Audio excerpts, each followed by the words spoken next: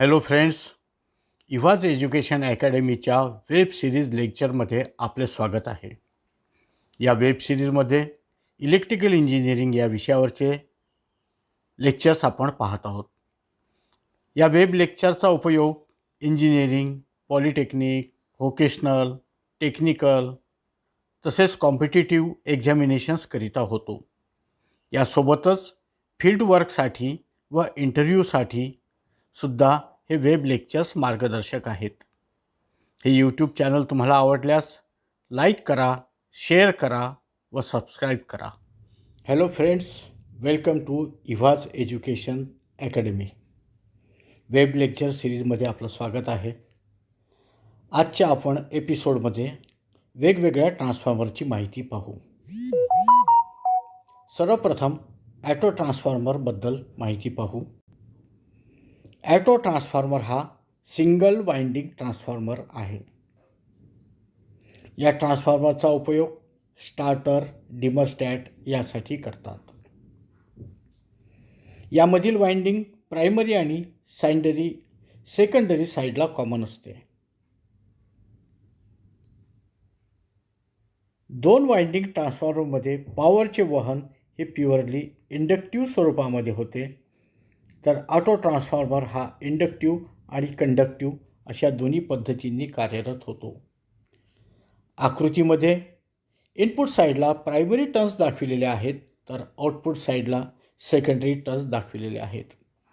अर्थात दाखविलेली आकृती ही step down auto ट्रान्सफॉर्मरची आहे. वरती सांगितल्याप्रमाणे ऑटो ट्रान्सफॉर्मर हा सिंगल वाइंडिंग ट्रान्सफॉर्मर आहे. याचा अर्थ असा की कोअरभोवती स्पष्टपणे आपल्याला इथे दिसते आहे की एक सिंगल वाइंडिंग कनेक्ट केलेली आहे. त्या वाइंडिंगच्या इनपुट साईडला दोन टोकाला सप्लाय जोडलेला आहे आणि त्याच वाइंडिंगमधून एक टॅपिंग घेऊन न्यूट्रल पॉईंटला लोड कनेक्ट केलेला आहे.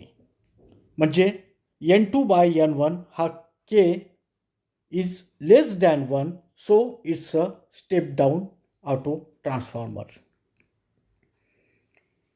हे जे टॅपिंग केलेलं कनेक्शन आहे ते व्हेरिएबल राहू शकते. म्हणजे हा जो रेशो आहे स्टेप डाऊनचा तो कमी जास्त करता येतो. म्हणूनच या ट्रान्सफॉर्मरचा वापर स्टार्टर करण्यासाठी किंवा व्हेरिएबल व्होल्टेज सोर्स निर्माण करण्यासाठी वापरतात. ॲडव्हान्टेजेस: सारख्याच रेटिंगसाठी टू वाइंडिंग ट्रान्सफॉर्मरच्या तुलनेत ऑटो ट्रान्सफॉर्मरला कॉपर कमी लागते. कॉपर कमी लागते म्हणजे लॉसेस कमी आणि खर्च कमी. कोअर कन्स्ट्रक्शनसाठी लागणारे मॅग्नेटिक कोअर मटेरियल कमी लागते, त्यामुळे ऑटो ट्रान्सफॉर्मरमध्ये एक्साइटिंग करंट हा कमी असतो. सिंगल वाइंडिंग असल्यामुळे साहजिकच कोअरला मटेरियल कमी लागते. वाइंडिंगचा ओहमिक रेझिस्टन्स कमी असतो. ट्रान्सफॉर्मर मटेरियल कमी असल्यामुळे त्याचे वजन कमी असते आणि आकारमान लहान असते. ओहमिक रेझिस्टन्स कमी आहे याचा अर्थ असा I²R लॉस म्हणजे कॉपर लॉसेस हे कमी असतात.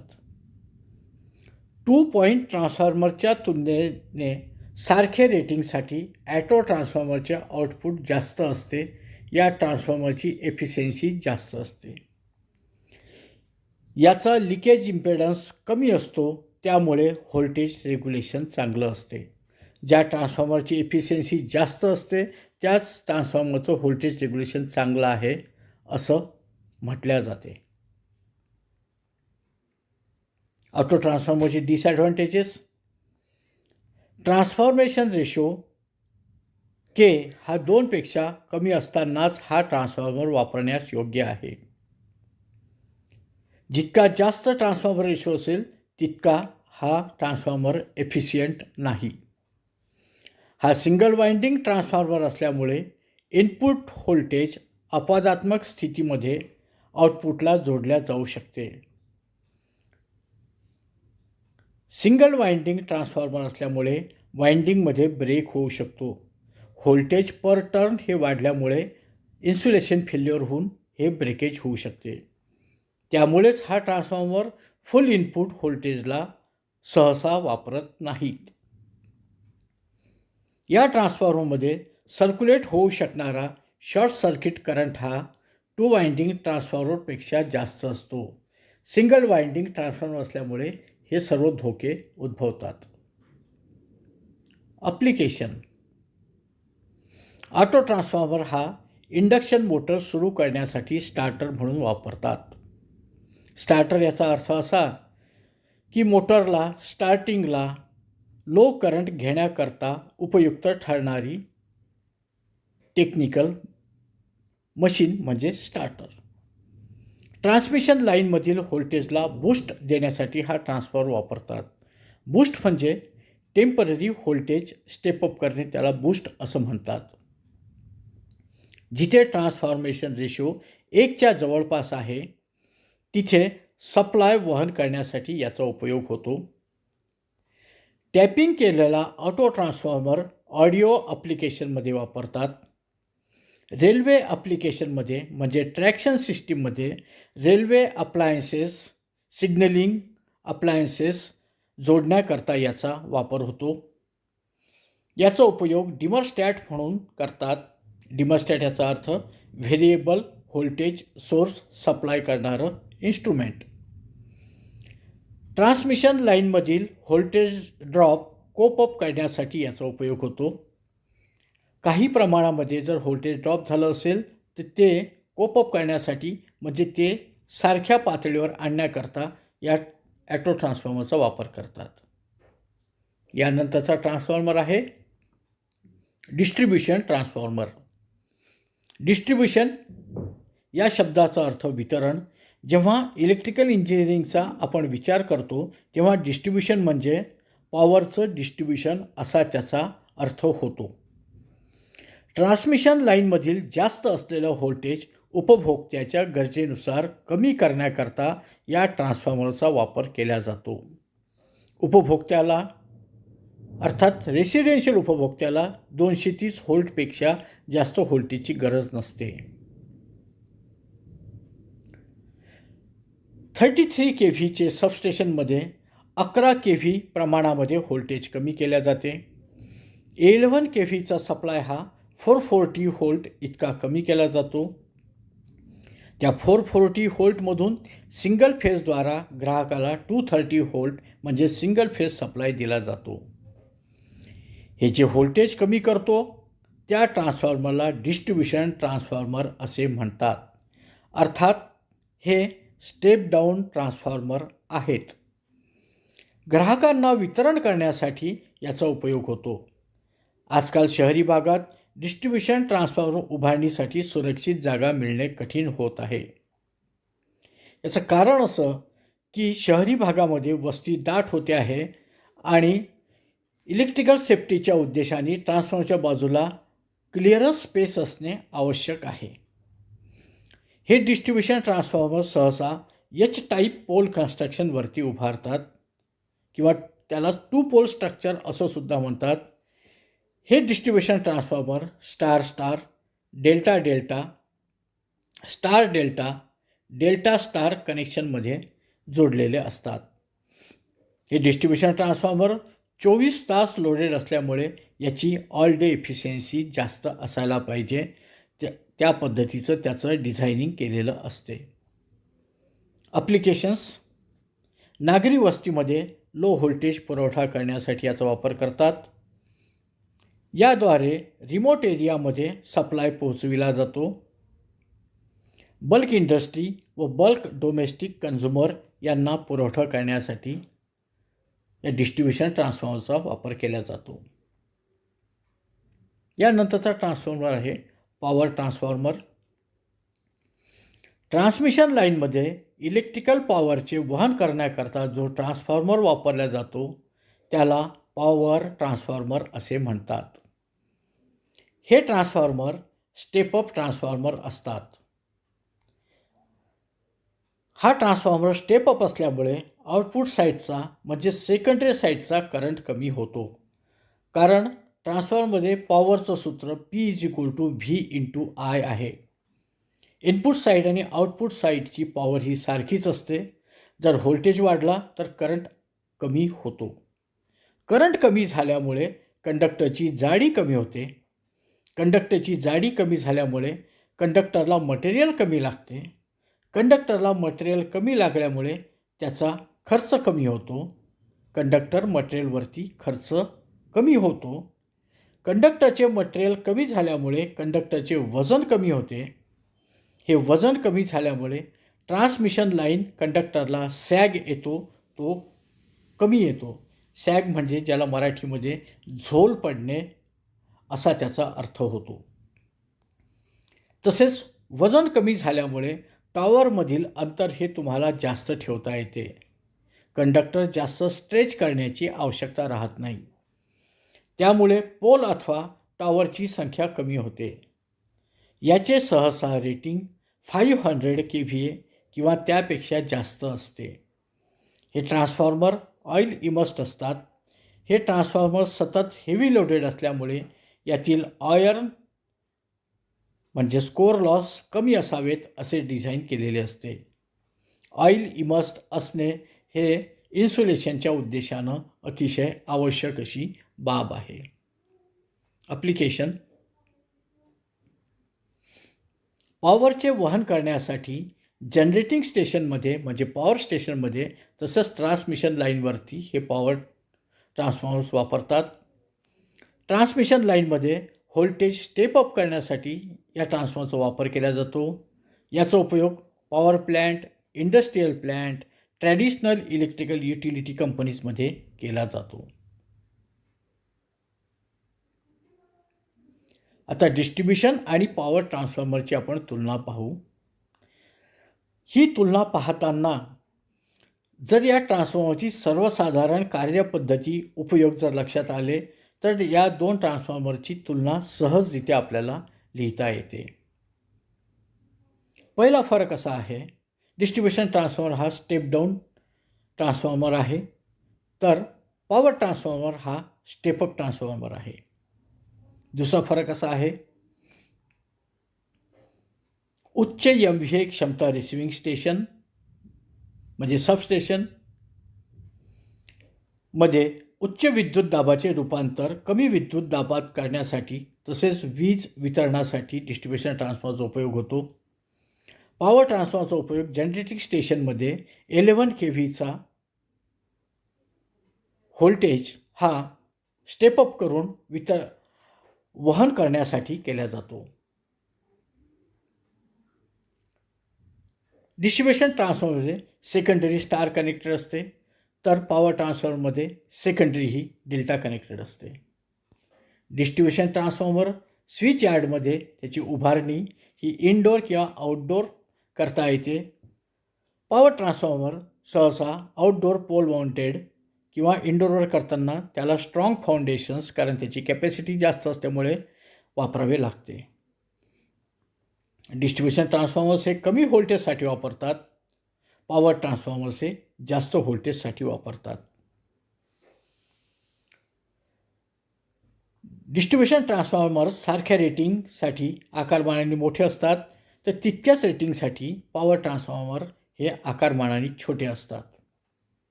या डिस्ट्रीब्युशन ट्रान्सफॉर्मरची एफिशियन्सी 50 ते 70% इतकी आहे, तर पॉवर ट्रान्सफॉर्मर हे मॅक्झिमम एफिशियन्सीसाठी डिझाईन केले जातात.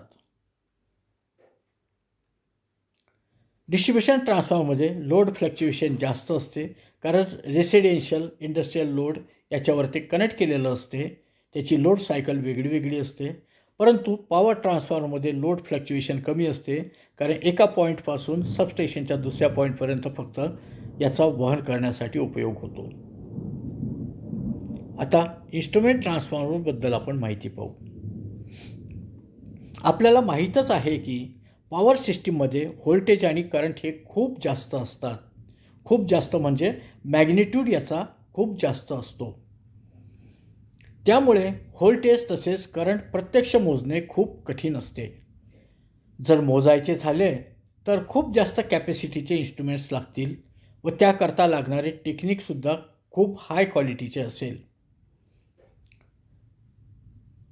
टेक्निकसोबतच याला हाय क्वालिटी इन्स्ट्रुमेंटेशन व मॅनपॉवरसुद्धा लागेल. त्याचप्रमाणे वापरल्या जाणाऱ्या इन्स्ट्रुमेंटचा आकारमानही मोठा असेल, तसेच कनेक्शन करणे व रीडिंग घेणे यामध्ये बराच धोका उद्भवू शकतो, कारण हाय व्होल्टेज असल्यामुळे शॉक लागणे, लिकेज करंट हे धोके असतात. अशा हाय व्होल्टेज व करंटवरती रीडिंग घेतल्यामुळे एनर्जीचा लॉससुद्धा होऊ शकतो. म्हणजे रीडिंग घेताना एनर्जी वाया जाते. याकरिता या इन्स्ट्रुमेंट ट्रान्सफॉर्मरचा वापर करून स्टेप डाऊन व्होल्टेज व लो करंट याचा योग्यरित्या वापर करून मेजरिंग इन्स्ट्रुमेंट्स वापरता येतात, जेणेकरून त्या रेशोमध्ये म्हणजेच मेजरिंग इन्स्ट्रुमेंटची साईज कमी होते. ज्या पटीमध्ये ही कमी झाली असेल त्या पटीमध्ये रीडिंग आपल्याला वाढवून कॅल्क्युलेट करता येते. या मेजरिंग इन्स्ट्रुमेंटची स्केल कॅलिब्रेशन करून आपल्याला प्रत्यक्ष वहन होत असलेल्या पॉवरची रीडिंग घेता येते. हे इन्स्ट्रुमेंट ट्रान्सफॉर्मर दोन प्रकारचे आहेत, करंट ट्रान्सफॉर्मर आणि पोटेन्शियल किंवा व्होल्टेज ट्रान्सफॉर्मर. ज्या ट्रान्सफॉर्मरचा उपयोग करून करंट मोजला जातो त्याला करंट ट्रान्सफॉर्मर म्हणतात. हा अर्थात स्टेप अप ट्रान्सफॉर्मर असतो. ज्या ट्रान्सफॉर्मरचा उपयोग करून पोटेन्शियल म्हणजे व्होल्टेज मोजला जातो त्याला पोटेन्शियल ट्रान्सफॉर्मर म्हणतात. हा अर्थात स्टेप डाऊन ट्रान्सफॉर्मर असतो. करंट ट्रान्सफॉर्मरला शॉर्ट फॉर्ममध्ये CT असे म्हणतात, तर पोटेन्शियल ट्रान्सफॉर्मरला शॉर्ट फॉर्ममध्ये PT असे म्हणतात.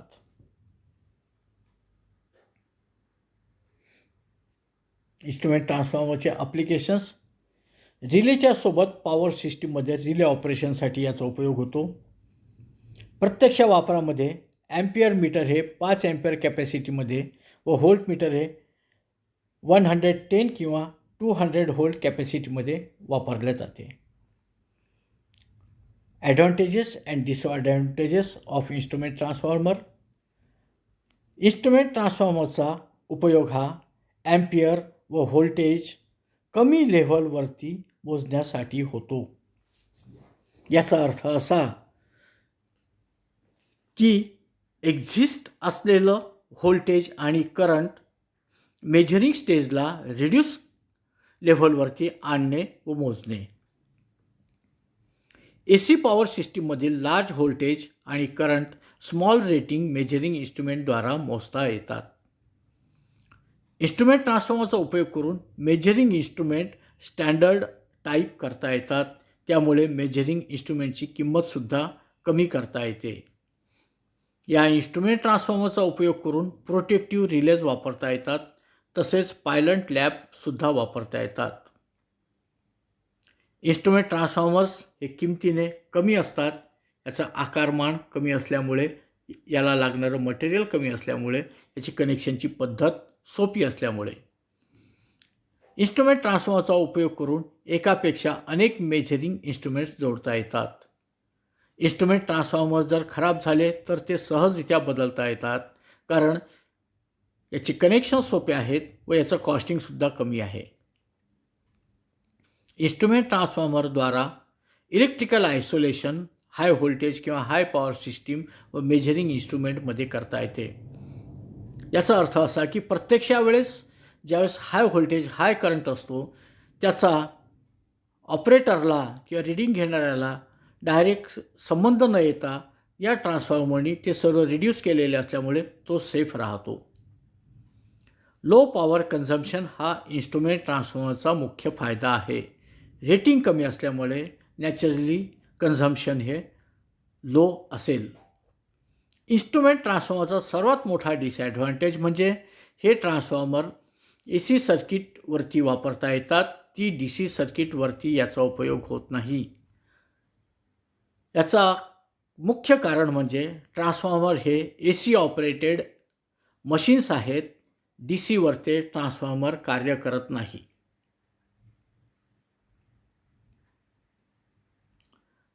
आता करंट ट्रान्सफॉर्मरबद्दल आपण विस्तृत माहिती पाहू.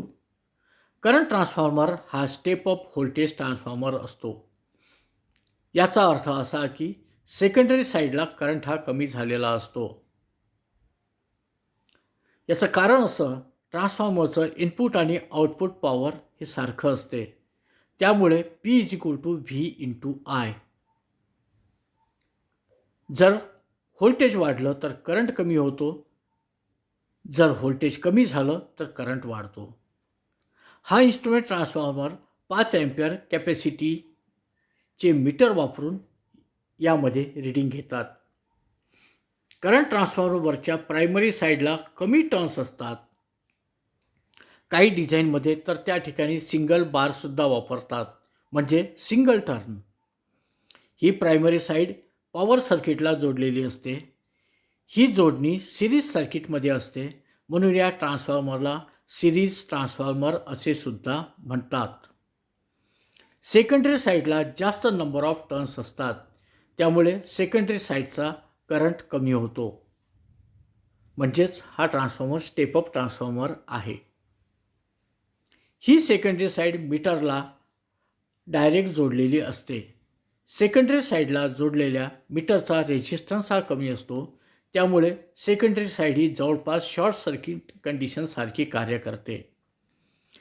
या ट्रान्सफॉर्मरचा सेकंडरी साईड हा चांगल्या प्रकारे अर्थ केलेला असतो, कारण या साईडला हाय व्होल्टेज असते. आकृतीमध्ये करंट ट्रान्सफॉर्मर दाखविलेला आहे. प्रायमरी साईडचे नंबर ऑफ टर्न्स कमी आहेत, सेकंडरी साईडचे नंबर ऑफ टर्न्स जास्त आहेत. सेकंडरी साईडला ॲमीटर जोडलेला आहे, प्रायमरी साईडला सप्लाय जोडलेला आहे. सेकंडरी साईडची कॉईल साईड ही अर्थ केलेली आहे. आता पोटेन्शियल ट्रान्सफॉर्मर पाहू. आकृतीमध्ये दिसतो आहे पोटेन्शियल ट्रान्सफॉर्मर हा स्टेप डाऊन ट्रान्सफॉर्मर आहे. प्रायमरी साईडला नंबर ऑफ टर्न्स जास्त आहेत, सेकंडरी साईडला नंबर ऑफ टर्न्स कमी आहेत. सेकंडरी साईडला व्होल्टमीटर ॲक्रॉसमध्ये जोडलेला आहे व ती बाजूसुद्धा प्रोटेक्शनच्या उद्देशाने अर्थ केलेली आहे. पोटेन्शियल ट्रान्सफॉर्मर या इन्स्ट्रुमेंट ट्रान्सफॉर्मरचा उपयोग करून सेकंडरी साईडला स्टेप डाऊन व्होल्टेज मिळवितात. हे स्टेप डाऊन केलेले व्होल्टेज व्होल्टमीटरद्वारा 110 व्होल्ट कॅपॅसिटीपर्यंत मोजण्यासाठी वापरतात. पोटेन्शियल ट्रान्सफॉर्मरच्या प्रायमरीला लार्ज नंबर ऑफ टर्न्स असतात, सेकंडरी साईडला टर्न्स कमी असतात. प्रायमरी साईड ॲक्रॉस जोडलेली असते, म्हणून या ट्रान्सफॉर्मरला पॅरलल ट्रान्सफॉर्मर असे सुद्धा म्हणतात. व्होल्टमीटरचा रेझिस्टन्स हा जास्त असतो, म्हणून पोटेन्शियल ट्रान्सफॉर्मरची सेकंडरी साईड ओपन सर्किट सारखी कार्य करते. पोटेन्शियल ट्रान्सफॉर्मरची सेकंडरी साईड अर्थ केलेली असते, जेणेकरून प्रोटेक्शन म्हणजे संरक्षण मिळावे. करंट ट्रान्सफॉर्मर आणि पोटेन्शियल ट्रान्सफॉर्मरमधील फरक.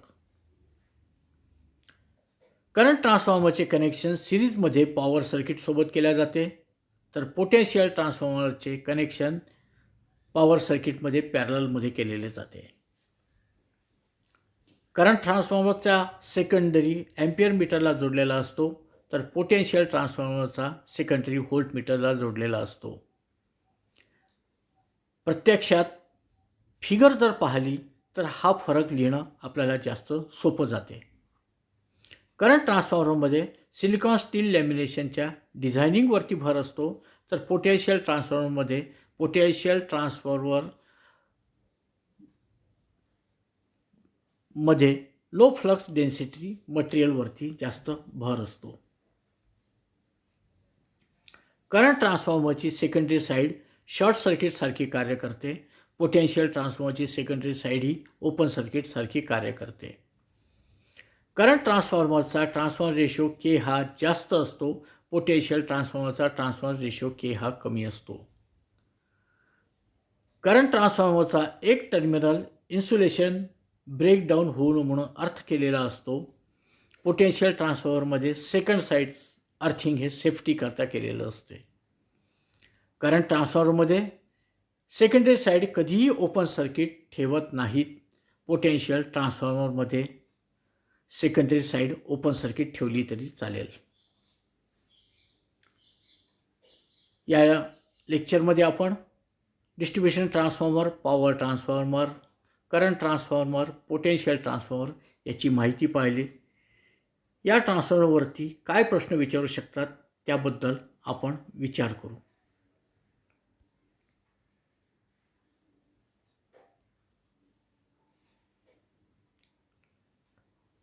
पहिला प्रश्न असा येऊ शकतो, खालील ट्रान्सफॉर्मरची रचना सांगा. ऑटो ट्रान्सफॉर्मर व distribution transformer, power transformer, potential transformer, current transformer.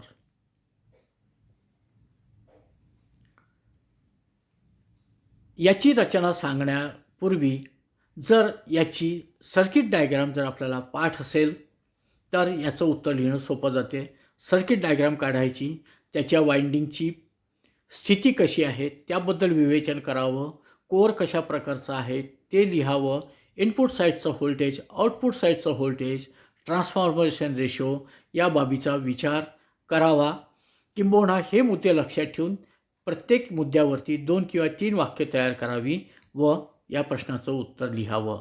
परंतु या प्रश्नाचं उत्तर लिहिताना फिगर असणे खूप जास्त फायद्याचे व गरजेचे असते.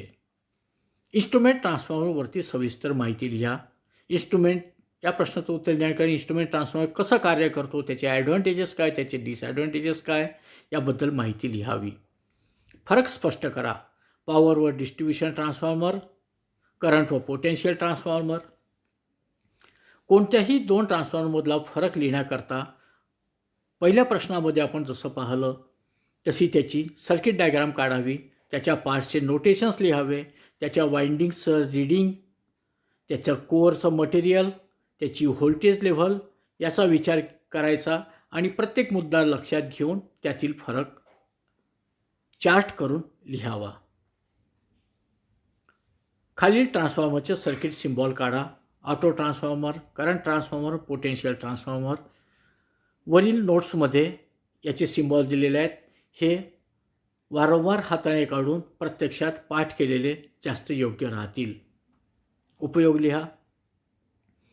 Auto transformer, distribution transformer, power transformer, current transformer, potential transformer.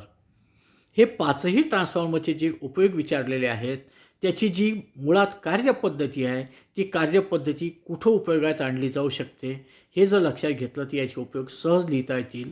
जसं auto transformer single winding transformer आहे, याचा K 1च्या जवळपास असतो, त्यामुळे स्टार्टर, डिमरस्टॅट याकरता हा ट्रान्सफॉर्मर वापरला जातो. डिस्ट्रीब्यूशन ट्रान्सफॉर्मर याच्या नावातच सांगितलं गेलेलं आहे की पॉवर डिस्ट्रीब्यूट करण्याकरता हा वापरतात, म्हणून डिस्ट्रीब्यूशन ट्रान्सफॉर्मर कन्झ्युमरला डिस्ट्रीब्यूशन वितरणासाठी उपयोगात येतो. पॉवर ट्रान्सफॉर्मर पॉवरचं वहन करण्याकरता ट्रान्समिशन लाईनमध्ये याचा वापर केला जातो. करंट ट्रान्सफॉर्मर म्हणजे करंट मोजण्याकरता. पोटेन्शियल ट्रान्सफॉर्मर हा इन्स्ट्रुमेंट ट्रान्सफॉर्मर आहे, हा पोटेन्शियल मोजण्याकरता केला जातो. आज आपण वेगवेगळ्या ट्रान्सफॉर्मरची माहिती पाहिली. या ट्रान्सफॉर्मरबद्दल काहीही अडचण असल्यास माझ्या मेल ॲड्रेसवरती तुम्ही मला कॉन्टॅक्ट करू शकता. धन्यवाद. आज आपण इलेक्ट्रिकल इंजिनिअरिंगमधील ट्रान्सफॉर्मर या विषयावरती अभ्यासपूर्ण माहिती पाहिली. हे लेक्चर तुम्हाला नक्कीच मार्गदर्शक ठरले असेल तेव्हा तुमच्या मित्रांना सांगा, लाईक करा, शेअर करा व सबस्क्राईब करा. थँक्यू.